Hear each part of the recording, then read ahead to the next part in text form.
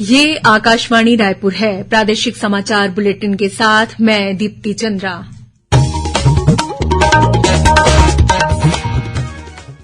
और अब पेश है आज के मुख्य समाचार।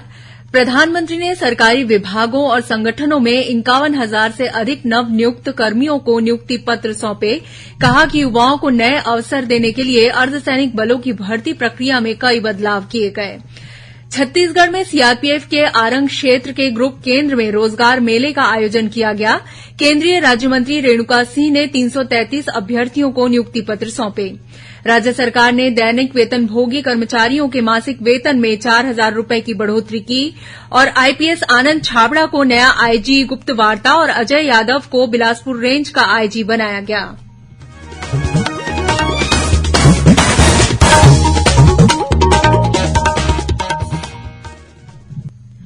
अब समाचार विस्तार से। प्रधानमंत्री नरेंद्र मोदी ने आज वीडियो कॉन्फ्रेंसिंग के माध्यम से 51,000 से अधिक नवनियुक्त कर्मियों को नियुक्ति पत्र प्रदान किए। 8वें रोजगार मेले का आयोजन देश भर में 45 विभिन्न स्थानों पर किया गया। इस रोजगार मेले के माध्यम से गृह मंत्रालय ने विभिन्न केंद्रीय सशस्त्र पुलिस बल, नारकोटिक्स कंट्रोल ब्यूरो और दिल्ली पुलिस में कर्मियों की भर्तियां की। प्रधानमंत्री ने नवनियुक्त कर्मियों को अमृत रक्षक बताते हुए कहा कि वे न सिर्फ देश की सेवा करेंगे बल्कि देश और देशवासियों की रक्षा भी करेंगे। श्री मोदी ने कहा कि हमारे युवाओं के लिए नए रास्ते खोलने के लिए अर्धसैनिक बलों की भर्ती प्रक्रिया में कई बड़े बदलाव किए गए हैं। देश की विकास यात्रा का उल्लेख करते हुए प्रधानमंत्री ने कहा कि भारत अब दुनिया की सबसे तेजी से बढ़ती अर्थव्यवस्था है, जो इस दशक में विश्व की शीर्ष 3 सबसे बड़ी अर्थव्यवस्था में शामिल हो जाएगा।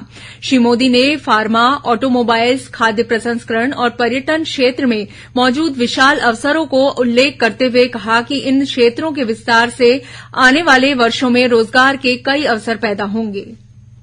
इधर छत्तीसगढ़ में केंद्रीय रिजर्व पुलिस बल सीआरपीएफ द्वारा आज रायपुर के पास आरंग क्षेत्र में स्थित भिलाई गांव के अपने ग्रुप केन्द्र में रोजगार मेले का आयोजन किया गया। कार्यक्रम के दौरान केंद्रीय राज्यमंत्री रेणुका सिंह सरूता ने चुने हुए 333 अभ्यर्थियों को नियुक्ति पत्र प्रदान किए। इस अवसर पर रायपुर सांसद सुनील सोनी भी उपस्थित थे। इस मौके पर श्रीमती सिंह ने कहा कि रोजगार सृजन को सर्वोच्च प्राथमिकता देने की प्रधानमंत्री नरेंद्र मोदी की प्रतिबद्धता को पूरा करने की दिशा में रोजगार मेला एक ऐतिहासिक कदम है। उन्होंने कहा कि रोजगार मेला भविष्य में रोजगार सृजन में उत्प्रेरक के रूप में कार्य करेगा और युवाओं को उनके सशक्तिकरण और राष्ट्रीय विकास में भागीदारी के लिए अवसर प्रदान करेगा। इस अवसर पर रायपुर के सांसद सुनील सोनी, सीआरपीएफ छत्तीसगढ़ सेक्टर के महानिरीक्षक साकेत कुमार सिंह और केंद्रीय रिजर्व पुलिस बल ग्रुप केन्द्र आरंग के पुलिस उप महानिरीक्षक बलराम बेहरा उपस्थित थे। प्रधानमंत्री जन धन योजना के आज 9 वर्ष पूरे हो गए। इस अवसर पर प्रधानमंत्री नरेंद्र मोदी ने कहा है कि 9 साल पहले शुरू की गई जन धन योजना के अंतर्गत अब तक 50 करोड़ से अधिक खाते खोले गए हैं, जो नागरिकों के आर्थिक सशक्तिकरण का साधन बन गया है। उन्होंने कहा कि लगभग 21 लाख बैंक मित्र लोगों के घर घर जाकर बैंक खाते खोलने और अन्य वित्तीय सेवाएं प्रदान करने में महत्वपूर्ण भूमिका निभा रहे हैं। वहीं केंद्रीय वित्त मंत्री निर्मला सीतारमण ने कहा कि प्रधानमंत्री जनधन योजना के कारण हुए डिजिटल बदलाव से देश में वित्तीय समावेशन में क्रांति आई है। मुख्यमंत्री भूपेश बघेल ने कहा है कि राज्य सरकार सभी वर्गों के साथ अन्य पिछड़ा वर्ग की प्रगति के लिए भी हर संभव प्रयास कर रही है। उन्होंने कहा कि राज्य सरकार ने अनुसूचित जाति, अनुसूचित जनजाति के विद्यार्थियों की तरह प्रदेश के संभागीय तथा जिला मुख्यालयों में अन्य पिछड़ा वर्ग के विद्यार्थियों के लिए छात्रावास शुरू करने का निर्णय लिया है। मुख्यमंत्री कल रायपुर के रावणभाटा मैदान में आयोजित ओबीसी महासम्मेलन को संबोधित कर रहे थे। प्रदेश में विधानसभा चुनाव के मद्देनजर राजनीतिक पार्टियों ने प्रत्याशी चयन की कवायद तेज कर दी है।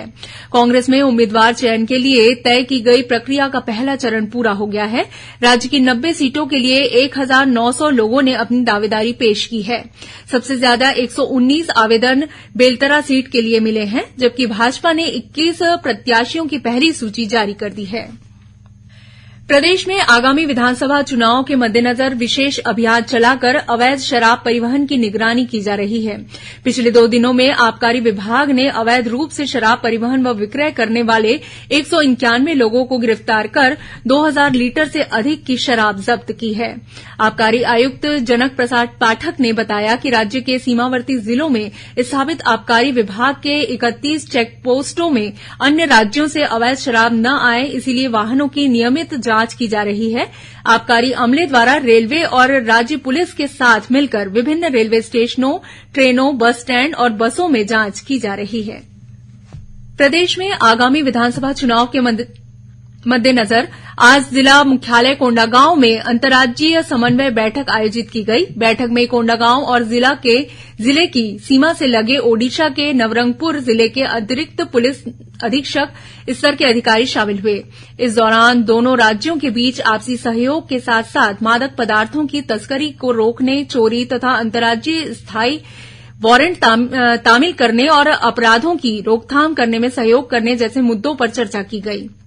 बैठक में छत्तीसगढ़ और ओडिशा में 11-11 नए चेक पोस्ट लगाने और सूचनाओं के आदान प्रदान के लिए दोनों राज्यों के अधिकारियों का एक व्हाट्सएप ग्रुप बनाए जाने पर सहमति बनी। प्रादेशिक समाचार आप आकाशवाणी रायपुर से सुन रहे हैं। छत्तीसगढ़ की खबरों से है आपका वास्ता और खबरों की विश्वसनीयता से है हमारा वास्ता।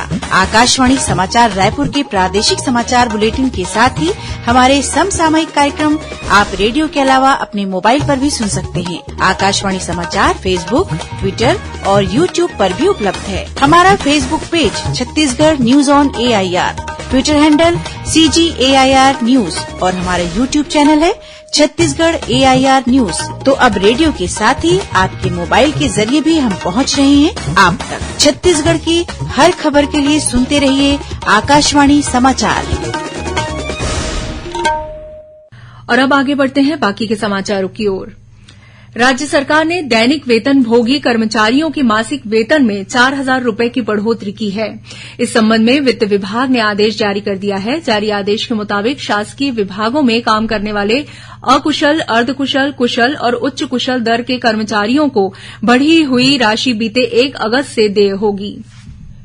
राज्य सरकार ने आईपीएस डॉक्टर आनंद छाबड़ा को प्रदेश का नया आईजी गुप्तवार्ता नियुक्त किया है।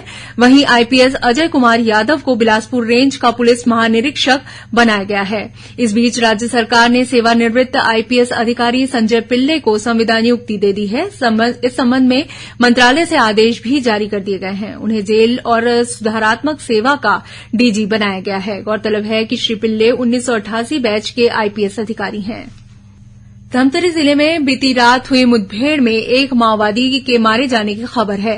जिले की अतिरिक्त पुलिस अधीक्षक मधुलिका सिंह ने बताया कि जिला पुलिस बल की टीम तलाशी अभियान पर निकली थी। इस दौरान नगरी ब्लॉक के कारीपानी के जंगल में पहले से घात लगाए बैठे माओवादियों ने पुलिस पर फायरिंग शुरू कर दी। जवानों ने भी जवाबी कार्रवाई की। लगभग 1 घंटे तक चली मुठभेड़ के बाद माओवादी जंगल की ओर भाग गए। पुलिस ने इस मुठभेड़ में एक माओवादी के मारे जाने का दावा किया है। उधर दंतेवाड़ा पुलिस ने सर्चिंग के दौरान अरणपुर इलाके से एक माओवादी को गिरफ्तार किया है। उसके पास से 80 नग तीर बम, डेटोनेटर सहित अन्य माओवादी सामग्रियां बरामद की गई। लोकसभा सांसद सुनील सोनी के साथ आज रायपुर के पास बिरगांव के एक शैक्षणिक संस्थान में कांग्रेस कार्यकर्ताओं द्वारा कथित रूप से दुर्व्यवहार करने की खबर है। मिली जानकारी के अनुसार आजादी के अमृत काल के मौके पर चंद्रयान 3 मिशन की सफलता को लेकर आज बिरगांव क्षेत्र के शैक्षणिक संस्थान में कार्यक्रम का आयोजन किया गया था। इस दौरान कथित रूप से कांग्रेस कार्यकर्ताओं द्वारा श्री सोनी के साथ दुर्व्यवहार किया गया। घटना को लेकर सांसद सोनी ने बिरगांव के गाजीनगर में धरना दिया। इसके बाद भाजपा के रायपुर शहर जिला अध्यक्ष जयंती पटेल के नेतृत्व में भाजपा कार्यकर्ताओं ने खमतराई थाने का घेराव भी किया। कोरिया जिले में मतदाता जागरूकता अभियान के तहत विभिन्न कार्यक्रम आयोजित किए जा रहे हैं। इसके तहत कल मतदाता जागरूकता रैली निकाली गई। साथ ही नए मतदाताओं ने रंगोली, मेहंदी और चित्रकला प्रतियोगिता का आयोजन कर मतदाताओं से मतदान करने के साथ साथ मतदान करवाने की अपील की। और अब पेश है मौसम का हाल। प्रदेश में आगामी 24 घंटों के दौरान बस्तर संभाग और इससे लगे जिलों में हल्के से मध्यम वर्षा होने अथवा गरज चमक के साथ छींटे पड़ने की संभावना है। मौसम विभाग के मुताबिक एक द्रोणिका हिमालय की तराई में स्थित है। इसके कारण प्रदेश में फिलहाल मानसून की गतिविधियां थम सी गई हैं। तापमान में भी कोई विशेष परिवर्तन होने की संभावना नहीं है। और अब कुछ खबरें संक्षेप में। मुख्यमंत्री भूपेश बघेल कल 29 अगस्त को रायपुर जिले के धार्मिक स्थल चंपारण में राम वन गमन पर्यटन परिपथ के तहत निर्माण कार्यों का लोकार्पण करेंगे और वहां आयोजित रामायण महोत्सव में शामिल होंगे। कल ओणम है। इस मौके पर मुख्यमंत्री भूपेश बघेल ने प्रदेशवासियों, विशेषकर मलयाली समुदाय के लोगों को बधाई और शुभकामनाएं दी हैं। जांजगीर चांपा जिले के शासकीय टीसीएल कॉलेज में आज विद्यार्थियों ने अपनी 3 सूत्रीय मांगों को लेकर मौन प्रदर्शन किया। जांजगीर चांपा जिले में नौकरी लगाने के नाम पर करीब 36 लाख रुपए की धोखाधड़ी के मामले में पुलिस ने एक महिला सहित 4 आरोपियों को गिरफ्तार किया है। कोंडागांव में जिला खनिज संस्थान न्यास के विभिन्न संविदा पदों के लिए कल 29 अगस्त को डीएमएफ शाखा जिला कार्यालय कोंडागांव में कौशल परीक्षा का आयोजन किया जाएगा। जांजगीर चांपा जिले के ग्राम बिर्रा में आज मोटरसाइकिल और स्कूटी के बीच हुई टक्कर में एक बुजुर्ग की मौत हो गई। कल राष्ट्रीय खेल दिवस है। इस अवसर पर मुख्यमंत्री भूपेश बघेल ने प्रदेशवासियों, खिलाड़ियों और खेल प्रेमियों को बधाई और शुभकामनाएं दी हैं। और राजनांदगांव की डोंगरगढ़ पुलिस ने शराब के अवैध परिवहन के 2 अलग अलग मामलों में 4 लोगों को गिरफ्तार कर जेल भेज दिया है। अंत में मुख्य समाचार एक बार फिर। प्रधानमंत्री ने सरकारी विभागों और संगठनों में 51,000 से अधिक नवनियुक्त कर्मियों को नियुक्ति पत्र सौंपे। कहा कि युवाओं को नए अवसर देने के लिए अर्धसैनिक बलों की भर्ती प्रक्रिया में कई बदलाव किए गए। छत्तीसगढ़ में सीआरपीएफ के आरंग क्षेत्र के ग्रुप केन्द्र में रोजगार मेले का आयोजन किया गया। केन्द्रीय राज्य मंत्री रेणुका सिंह ने 333 अभ्यर्थियों को नियुक्ति पत्र सौंपे। राज्य सरकार ने दैनिक वेतनभोगी कर्मचारियों के मासिक वेतन में 4,000 रुपए की बढ़ोतरी की। और आईपीएस आनंद छाबड़ा को नया आईजी गुप्तवार्ता और अजय यादव को बिलासपुर रेंज का आईजी बनाया गया। इसी के साथ प्रादेशिक समाचार बुलेटिन समाप्त हुआ। नमस्कार।